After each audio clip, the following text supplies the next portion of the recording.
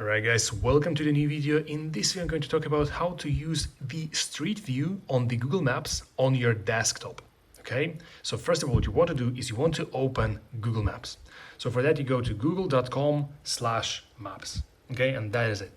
And then you choose any location you want to use the Street View on. For example, in my case I'm going to be using Switzerland, Zurich, and here right over there I want to see how the city center looks like. Okay, so for that we're going to use this small little person icon over here.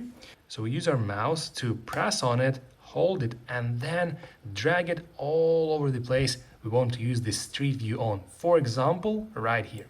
Okay, now we just leave it there, and here you can see that from here we can begin using this Street View. It's very simple, guys.